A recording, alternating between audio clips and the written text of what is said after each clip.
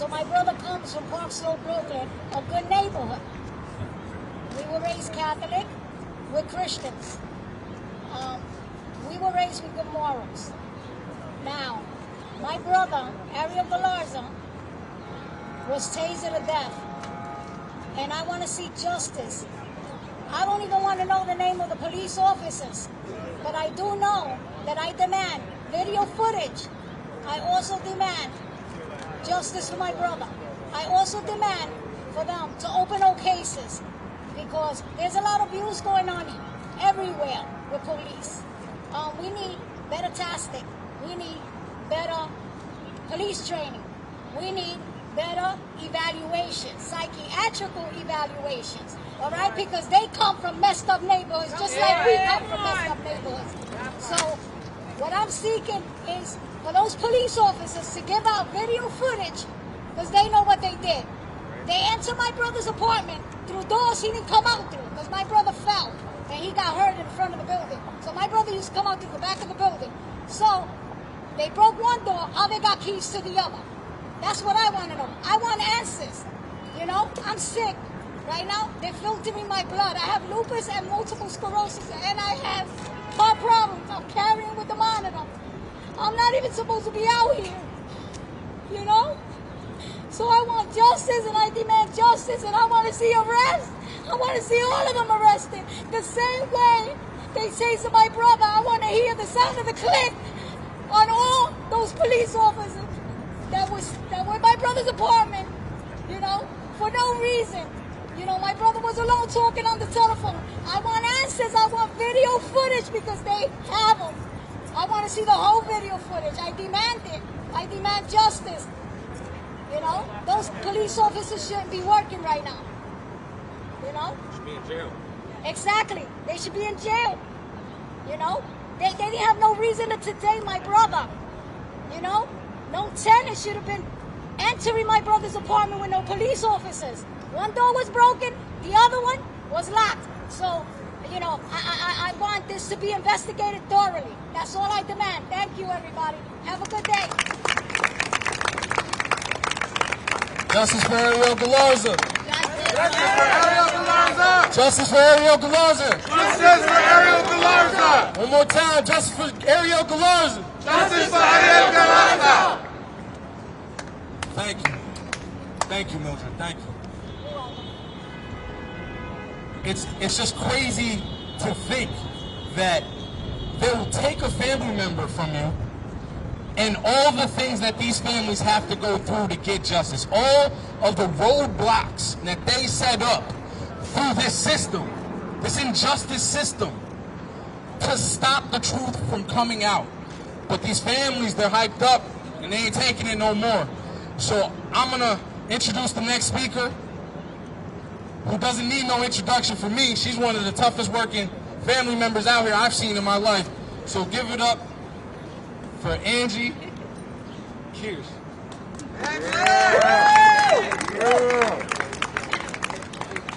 Thank you, Johnny. Hello, everyone. My name is Angelique Negroni Kears. I am the wife of Andrew Kears, who was killed on May 11, 2017. My husband begged for his life over 70 times within 17 minutes and died in the back of a police car. He said, I can't breathe. He said, I'm feeling numb. And he said, I feel like throwing up. All the while Officer Mark Weeks thought he was lying. He was like a serial killer with no empathy. And you have this man on the job?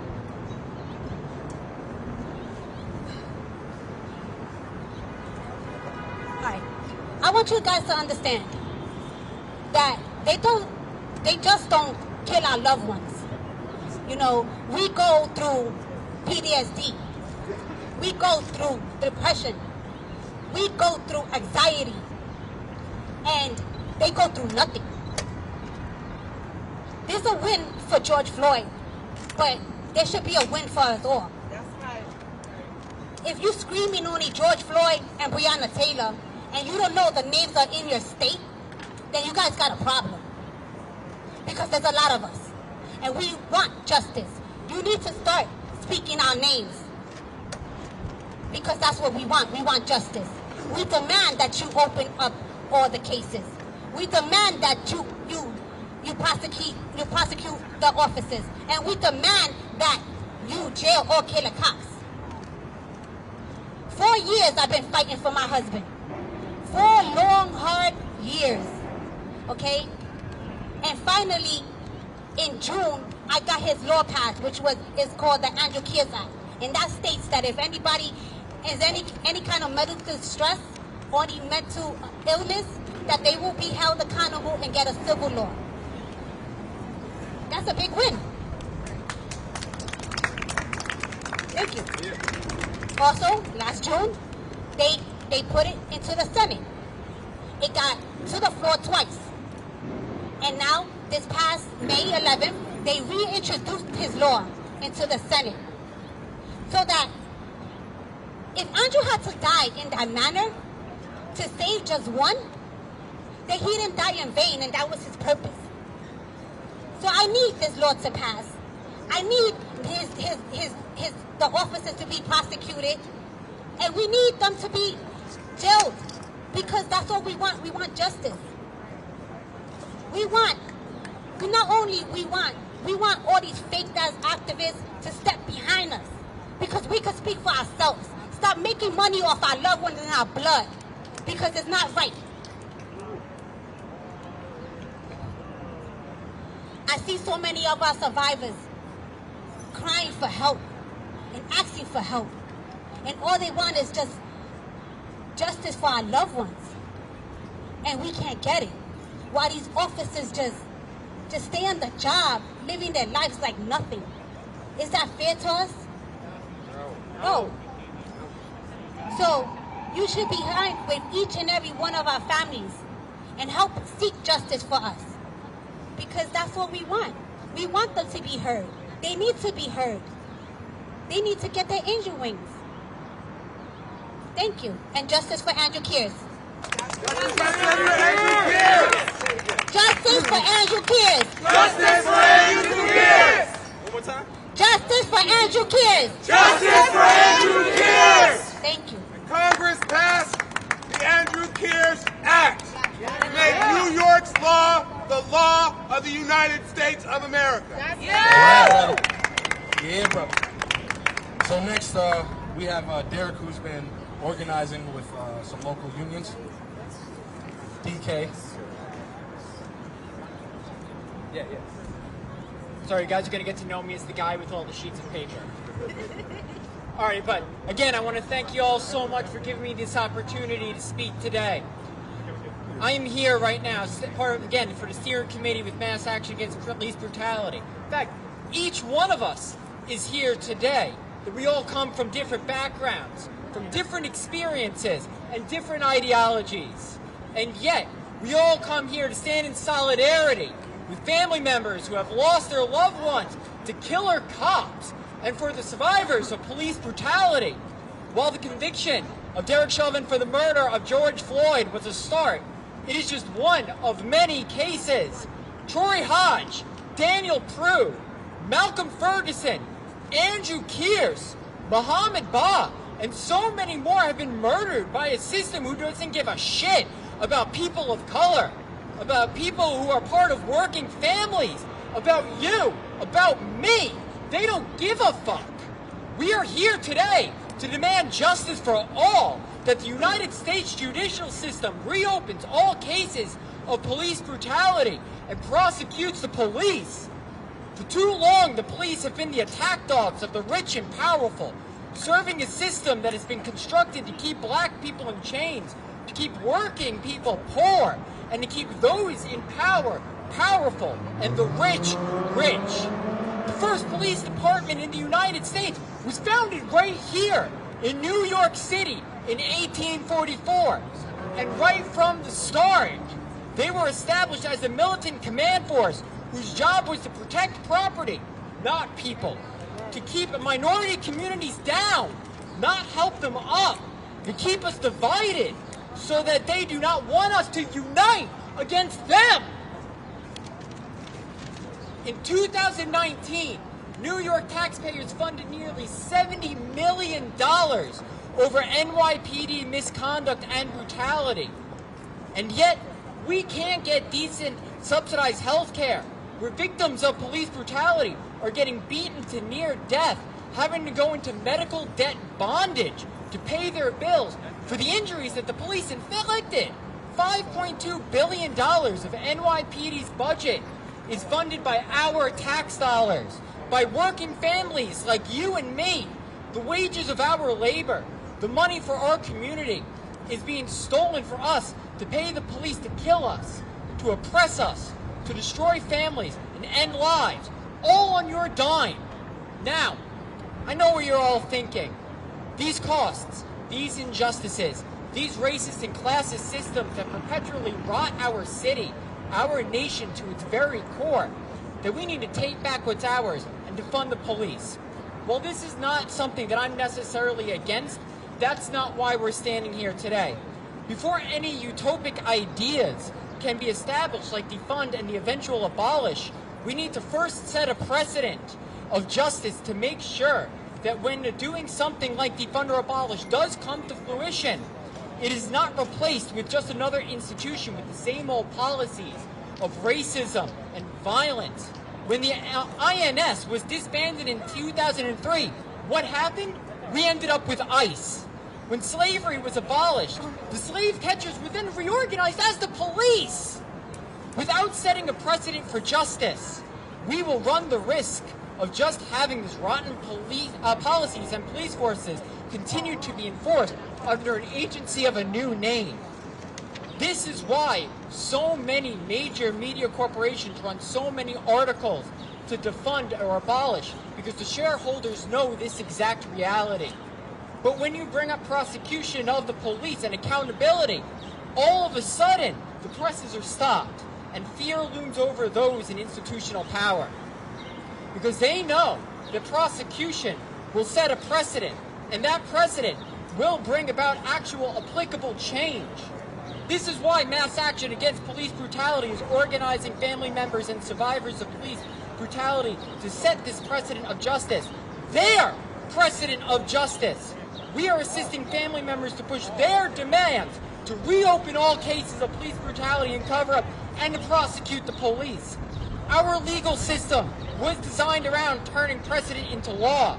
It is time that we set precedent so that this quote-unquote law enforcement establishments like the NYPD have the law enforced on them, so that we can no longer hide behind qualified immunity or the organized crime consortium that they dare to call a police union. With our legal precedent set by reopening the cases, followed by prosecution of the police, we will hold them accountable, and we will make systematic change within this country. So let us stand in solidarity with family members like Hawa Ba, who unfortunately couldn't be here today, but is presenting Muhammad Ba's case later this week and needs our support. With Ariel Gonzalez's case, Ariel Galarza's case is on June 21st in the Bronx and needs our support. With Juanita Young, who has been fighting this fight for 20 years so that mothers don't have to suffer the tragedy of burying their own children. With Angie Kears, who fights so hard to make it so that future children don't have to hear how their father died in the back of a police car, begging for their lives, while the cops are laughing and mocking their cries. With 200 plus families that have joined Mass Action Against Police Brutality to get justice, to set precedent, and to jail killer cops by prosecuting the police. And now when I say no justice, you say no peace. No justice! No peace! No justice! No peace! No justice! No peace! Prosecute the police! I said no justice! No peace! No justice! No peace! No justice! No peace! Prosecute the police! I said no justice! No peace! No justice! No peace! No justice! No peace! Prosecute the police! 1, 2, 3, 4, 5, 6, 7, 8, 9, 10, 11, 12. 1, 2, 3, 4, 5, 6, 7, 8, 9, 10, 11, 12. And now, when I say what do you want? You say justice. When I ask it, when do we want it? You say now. What do you want? Justice! When do you want it? Now! What do you want? Justice! When do you want it? Now! If we don't get it! Shut it down! If we don't get it! Shut it down! If we don't get it! Shut it down! What do we want? Justice! When do we want it? Now! What do we want? Justice! When do we want it? Now! If we don't get it! Shut it down! If we don't get it! Shut it down! If we don't get it! Shut it down! Woo! Officer, I'm glad you find this so amusing. We see you laughing and giggling like a schoolgirl over there. 1, 2, 3, 4, 5, 6, 7, 8, 9, 10, 11. Fuck 12! 1, 2, 3, 4, 5, 6, 7, 8, 9, 10, 11. Fuck 12! That's how I feel. No good Cops in a racist system. No good cops in a racist system. No good cops in a racist system. No good cops in a racist system! No good cops in a racist system. No good cops in a racist system! No good cops in a racist system. Joy! We're talking about dead people right here. That's why the only good cop is a dead That's cop. fun to you? That we have to call press so people get justice? That's fun to you? You do that on our money, on our taxes. Shame on you! Shame, shame, shame, shame, shame, shame, shame, shame, shame, shame, shame. Fuck the police! Fuck the police!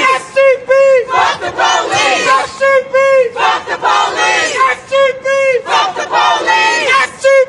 Fuck the police! Fuck the police! I got one. Indict, convict, send those killer cops to jail. The whole damn system is guilty as hell. Indict, convict, send those killer cops to jail. The whole damn system is guilty as hell. Indict, convict, send those killer cops to jail. The whole damn system is guilty as hell. If we don't get it, shut it down. If we don't get it, shut it down. If Ariel don't get it, shut it down. If Ariel don't get it, shut it down. If we don't get it, shut it down. If we don't get it, shut it down. If Andrew don't get it, shut it down. If Andrew don't get it, shut it down. If we don't get it, shut it down. And if we don't get it, shut it down. How is that okay that you're laughing on our money? Killing our people, how is that okay? Yeah, nod, that's all you need to do. A sociopath right there. Someone who laughs at pain. Someone who laughs at the grief of people grieving for their murdered loved ones. That is a sociopath. He probably hasn't worn a mask all year long. God, then there's karma, bitch. There's karma, bitch. All right. They feel the power. Shame. How you laughing? He can't do nothing to us. Laughing. We talk about dead people and he's laughing. People that were killed by people like him. He is laughing. Film him. Please make him famous. Make that guy famous. Make him famous, not me. Take pictures of him. Film him. Make him make that Mike check. He's embarrassing you. Mike check. Mike check. Mike check. Mike check. Mike check. Mike check. Mike check. Mike check. Mike check. Mike check. So next we're gonna bring up the nephew of John Collado, Yeah, let's speak. Joshua Lopez. This man been going home for so long, and you can understand the passion that's out here because they out here killing our family members. They killing our babies. They killing our aunties. They killing us. So we're gonna let Josh speak to it.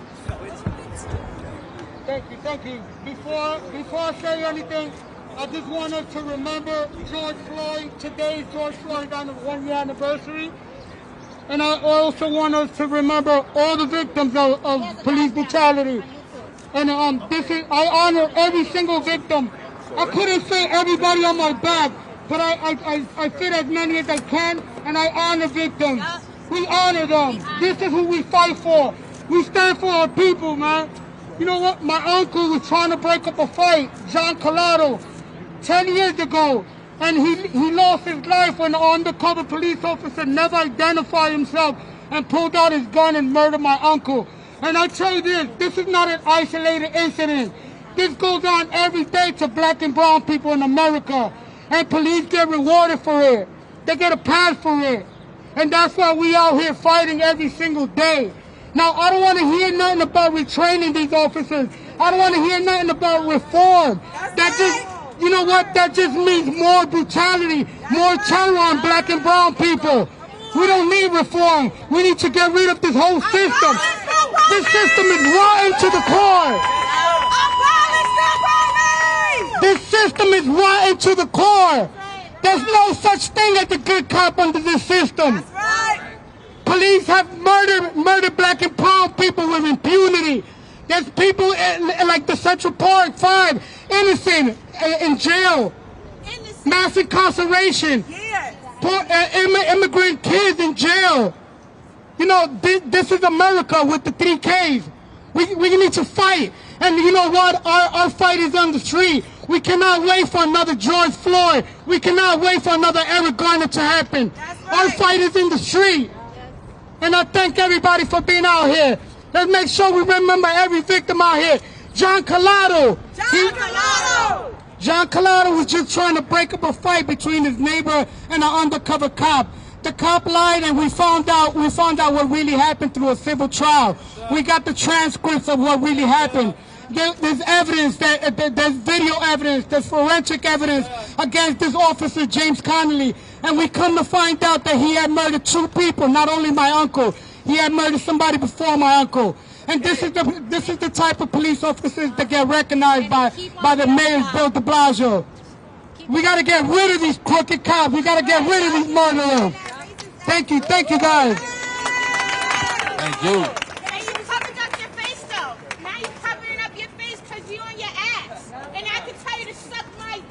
That's right. That's right. Pussy. How about that? Pussy. I like that. I don't care. There's something else I want to say. We need more Bibles in society. You know, because we come from good people. So, you know, we need more funding for the mentally ill and for people with illnesses and for a whole lot of other things. Because my blood gets filtered in a cancer, in cancer center. So, you know, we need more help out here. You know, there's a lot of sick people out here. You know, we're not the only ones. You know, they have mental issues too. Thank you. And that's where our money needs to go, to our communities, Exactly. not these terrorists. Exactly. We need to help our communities. Yes. Defund the police and put that money in our communities. Yes. So my name is John Larkins. The police almost killed me. They tasered me in the back of the head 4 times. I was saving my deaf aunt's life. This happened in a hospital. I was sitting in a wheelchair. I had a broken leg. I pled with these police not to tase me. They put the taser directly to my temple. And then, after everything happened, they beat my aunt, dragged her off, put her in 4-point restraints, and gassed her. While they were doing that, they turned me on my back. They're tasering me. First time, 7 seconds. Second time, 7 seconds. Third time, 7 seconds. The last time, man, I was almost gone. Everything was in slow motion. And something told me what to say. And it was so barbaric the way they acted. I said, what are y'all doing to me? I can't feel my legs. You know what these police officers started doing? They started high-fiving each other, saying, yeah, we got him, we got him. So they proceeded to walk me out on a broken leg. I said, I can't walk on a broken leg. He said, you're doing just fine. Puts the handcuffs up further behind my back. I stumble, they grab a handful of my hair, run me to the side of the cop car, and smack my face off the side of the car. Put my teeth through my lip. It felt like a ketchup packet. So then they put me in the back of the cop car, and I see them consoling my little nieces, consoling them, telling them this is what happens in domestic violence. Couldn't be further from the truth. So I start yelling out the window to them, Risa, Nene, don't say nothing. These some bad cops. These some bad cops. Dominic Kamatau came back up to the car, and I said every syllable, I want a lawyer. He goes to his little Batman belt. They all got him. Goes to his little Batman belt, starts shaking up the mace. And I'm in disbelief. I could put my tongue all the way through my lip and taste the air. I was chewing on pieces of my teeth. I said, you gonna mace me? Y'all just tasing me. You messed my lip up. You gonna mace me? He says, yup, and proceeds to mace me in the eyes. Well, I ain't no dummy. I close my eyes. And then this guy sprays me in my open wound on my lip. That's not even the worst part. Check it. So I'm blind. He comes back in the car and pretends to be a different police officer. He said, whoa, whoa, whoa, guy, I just got here. Why don't you tell me what happened? So I'm panting. He unrolls the window. I'm panting out the window like a dog, thanking this man that did this to me. This guy drives me to a different hospital just so he can get the story. Once we get into the hospital, they put me in 4-point restraints. The doctor said I need stitches for my lip. I told him, you know, I'm not taking those stitches. You know, people going to know what Dominic Kamatau did to me. So as they're getting the mace out of my eyes, these people tried to drug me. They tried to hold my head back and put a pill in my mouth. I spit it out, and I was on fire. So we go back. I get in the car again with them, and he's saying, boy, I can do whatever I want to you. You don't understand that? So I just shut up. There wasn't nothing. I had no power, no nothing, nothing. So we finally get in there into the booking, and I asked the police, like, he wasn't there. So I asked the police, yo, why am I here for? They said resisting arrest. I said, oh, okay. Well, there's no reason for arrest, so you can let me go, right? All of a sudden, Dominic Kamatau comes back in, starts beating his chest. I'm doing this investigation. And I tell you why I don't believe in no good cops. Because I asked every single cop in there. I told them, this is the man that did it to me. Please help me. You know what they did? They packed it up and they left, and they let that man torture me in the Troy Police Department. They let that man torture me. So I actually won that case. They put 4 felonies and 3 misdemeanors on me. They blame the victim, right? Put all them felonies on me. So it took 3 years to even get my name cleared. And then after that, I went to civil court, which, I mean, I can't see how people can argue about going to the court system, because New York federal court is one of the most racist situations I have ever been in my life. And they're educated people, right? Supposedly, no, there's white supremacists. I started looking around and seeing what's on. Yeah, my lawyer, his only job was to try to get me to shake hands with these people, man. So I actually won that case. First time in Troy history cops have ever been charged with excessive force. But no justice was served. I still got a letter from the Department of Justice saying that they weren't going to prosecute him. So this is why we got to keep our boots on the ground. This is why we have to keep on pressuring these bourgeois politicians into actually caving into our demands. And it's happening. It's happening. It's happening. When I learned in the federal court system, we have to define what justice means, right? They're so legalistic about it, man. They're wordsmiths. So what does justice mean? It means holding these murderers accountable for what they did. That also means holding the judges, holding the district attorneys, and anyone else complicit in the cover-ups of these murders, and prosecuting them as well. Prosecuting the DAs as well, because they know what's going on. And I had a conversation with Tamir Rice's mother, and she was saying that the district attorney was the police defense attorney. That's how they act. That's how they act. They're all a part of this racist system. That's why 90% our cases are plea deals because they work together. And they tell us if we take it to trial, we will get more and more time. So because we're scared, we're poor, we want to go home to our families, we take plea deals and never get our day in court. I ain't taking no Amen.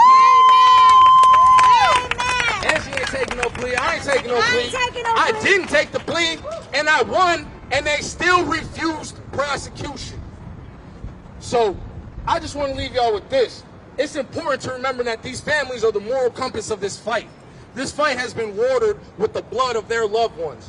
So if they're demanding prosecution as an honest supporter, you need to be demanding prosecution. If they're demanding the systematic reopening of all past cases of police brutality, that's what we need to be doing. So I met an honest activist along the way, and I'm going to have him say a few words on the honest activist and what that means to us, the families. Oh, and I forgot to say, while I was fighting my criminal case, they killed my friend Daryl Mount Jr. So say his name. Daryl Mount Jr. Say his name. Daryl Mount Jr. Say his name. Daryl Mount Jr. Thank you.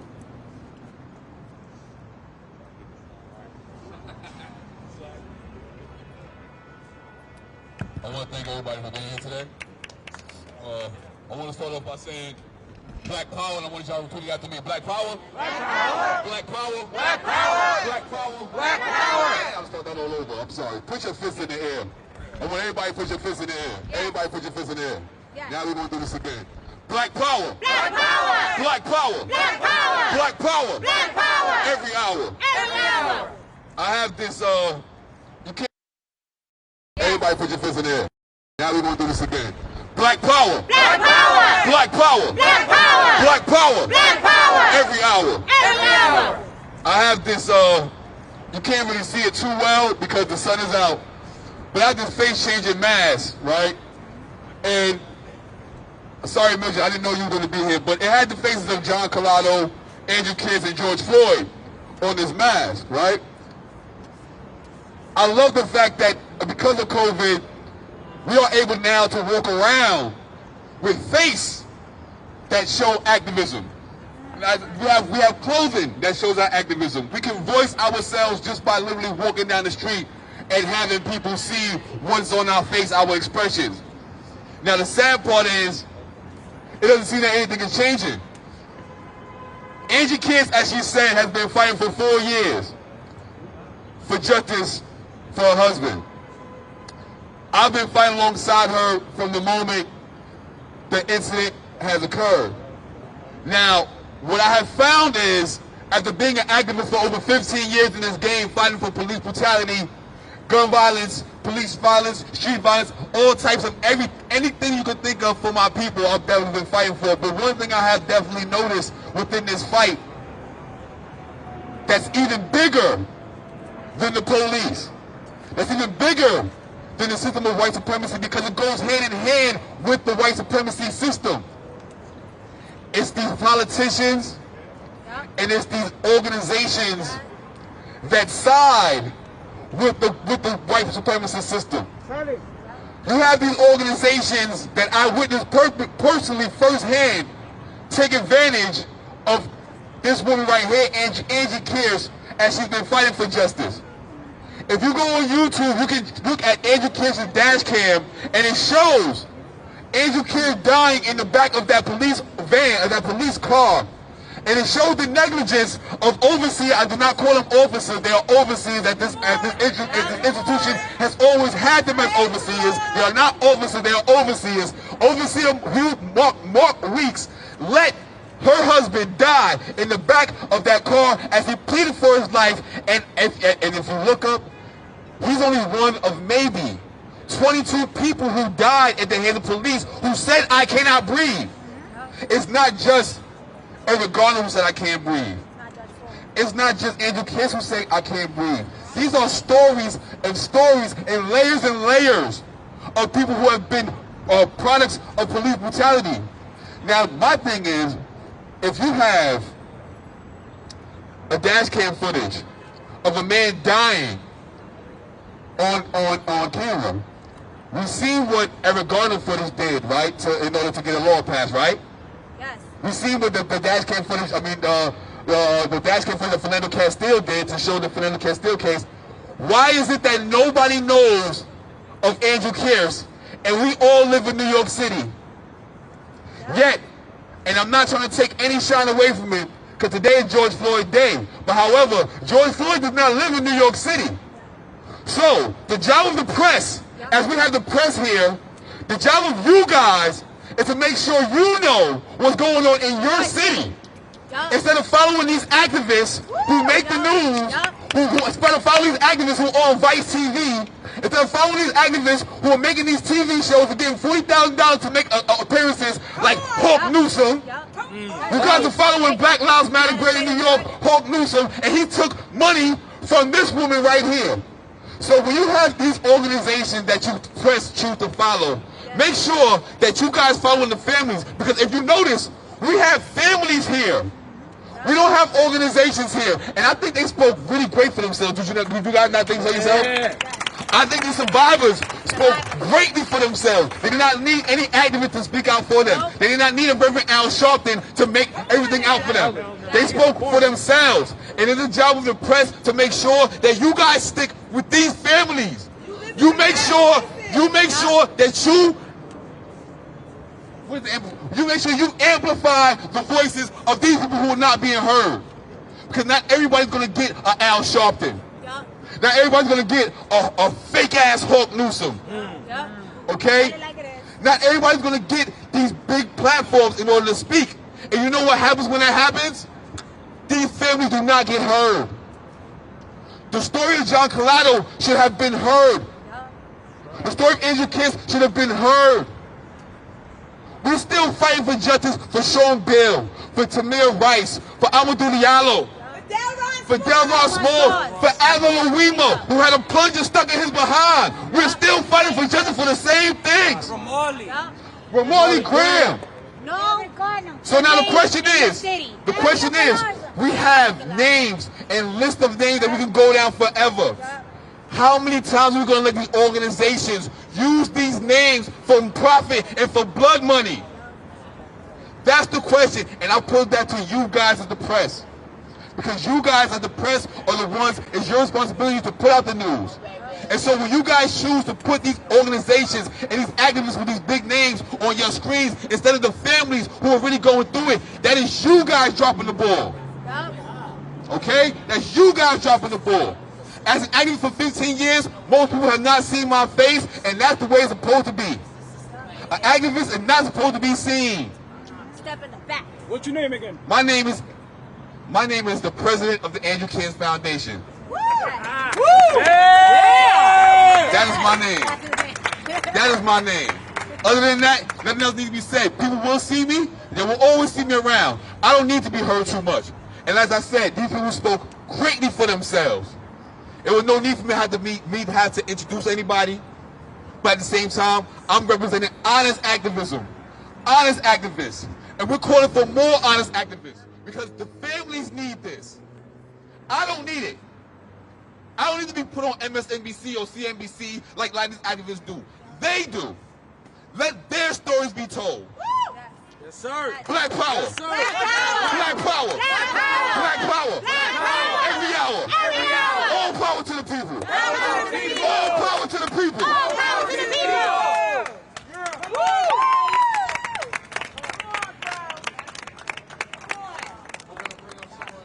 You can't stop the revolution. You can't stop the revolution. You can't stop the revolution.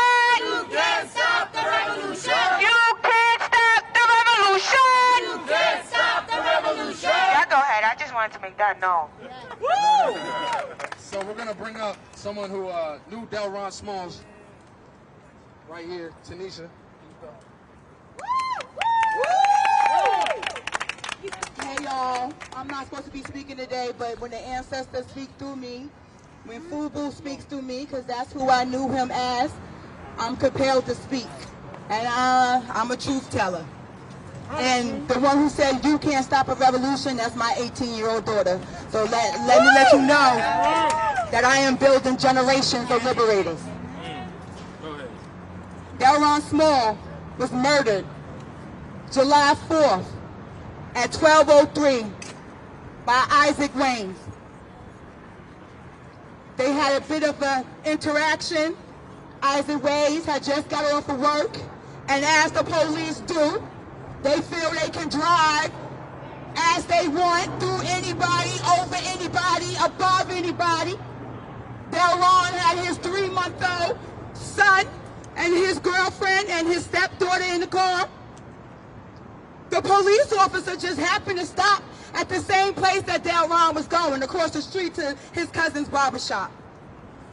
When I tell you that I sat at Isaac Wayne's trial in November of 2017 and had to see my friend for over 20 years dead, and had to see how Isaac Waynes rolled down his window and shot my friend as he walked across the street 3 times, like you step on a roach, then got out his car, looked at my friend on the ground, and proceeded to call the ambulance for himself. Isaac Waynes is still a police officer. I sat in that courtroom for 3 weeks to hear them say not guilty. As we all watched on video as he killed this black man, this black father, this black brother, this black friend. So, brother, I hear you.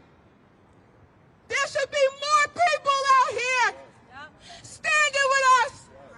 You cannot say Black Lives Matter. You cannot say George Floyd, Breonna Taylor, and not stand with the families, and not connect with the families, and not know what they're going through. That is performative. Black liberation is not a fad. The killing of black people is not pop culture. These are families. It's not a trend. Hurting. Every day, it is not a photo op. Most of the work that I do nationally, nobody sees. Because when you do it from the heart, you ain't gotta be in front of the camera. And if you do it for the heart, the camera gonna fucking find you. Really though.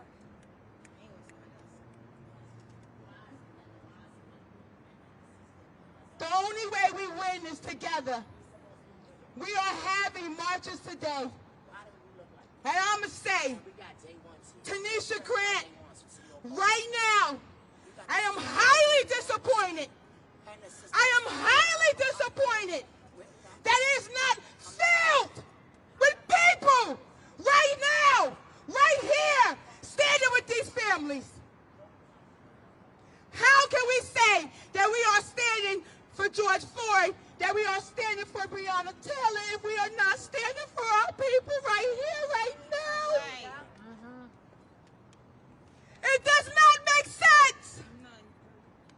Get your shit together. I am talking to every organizer out here.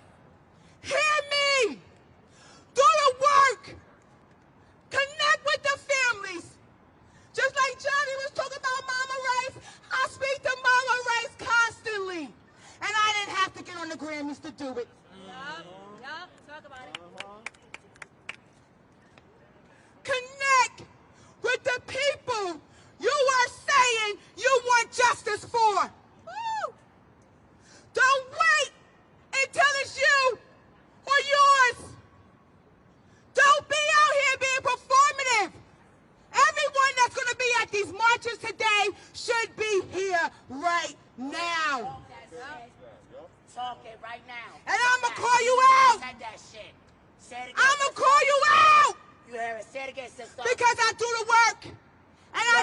I did not just start this since last May.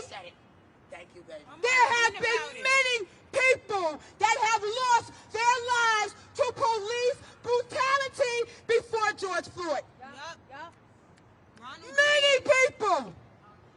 So we stand for all of them or none of them. We don't do it for some.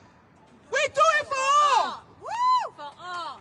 So the next time that mass action calls a rally and y'all not out here, y'all gonna have to deal with me. Because right now from here, I'm gonna go to another march and I'm gonna say the same fucking thing. We do not win like this. We do not win being performative. We do not win saying their names but not feeling their pain. Woo! Now my brother said black power. I say all power to the people. All power to the people. All power to the people. All power to the people. All power to the people. All power to the people. My name is Tanisha Grant. If you don't know who I am, Google me. You can't stop the revolution. You can't stop the revolution. You can't stop the revolution. You can't stop the revolution. You can't stop the revolution. You can't stop the revolution. You can't stop the revolution. Not stop the motherfucking revolution. I want you to know that. Alrighty. Thank you so much for those powerful and important words. Something that needs to be said and needs to be heard.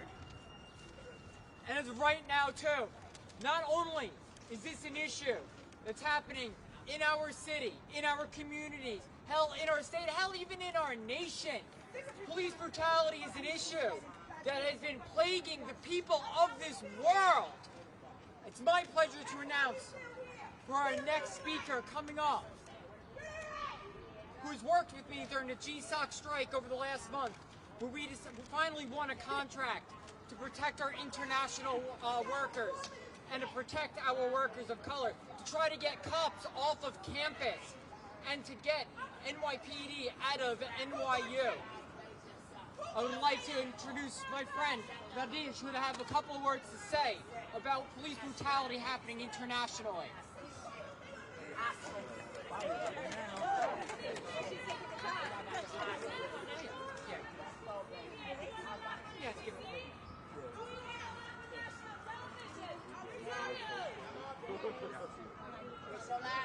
I gotta go curse at other people now, but call me. Make sure you hit me up. I'm going to Candom. Make sure you hit me up. We got some shit to do together. Because I ain't with this shit. I'm tired. I'm fucking tired. Yeah, we go. All right, thank you. So you got Abby Saturday, you got a restaurant.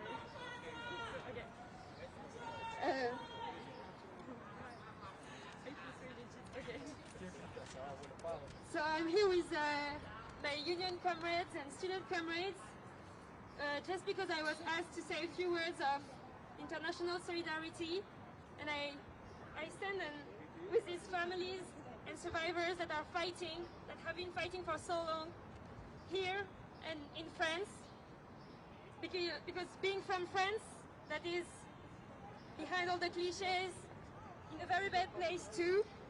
Families have been for so long fighting for their children, their siblings, their parents killed by the police. Not only by the police, but also by the courts, who chooses to arrest families who openly tell the names of the murderers. Also killed by the news, held by rich people close to the government, who would not offer transparent information. Killed by the government, more fascist than ever, who openly not only stand by the police, but also commend the murders hiring more officers, putting money in new war weapons to use them in our suburbs, in our demonstrations, shaming dead and injured people, and putting all the families and allies in jail for prosecuting the police. And they have been killing people like that forever. The families are filing complaints, mediatizing the facts. They are doing this amazing and long-term job, asking for justice for years and years. And police still shoot at people with explosives, beat them up, and hide all of it, kill people on their balcony during demonstrations, hide the causes of the death, push the folks in the river, kill people who occupy lands to protect the lands, and then drop bombs on all the people. So rape, murder, and abuse in the atmosphere of fascism like this. People have been losing their eyes, their hands, they all got injured, and are trying to prosecute. So just to say that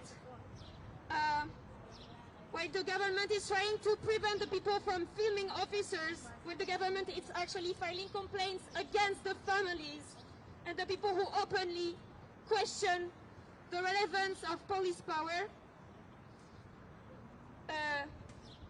we stand here in solidarity with all these families. And this is a global fight. And you've been inspiring all the fights across the ocean. Thank you. Thank you. Woo! Thank you very much. As we can see right here, this fight to support the families, to hear the families' demands and to reopen cases and to prosecute the police. It's not just local, it is global. It is a global revolution that is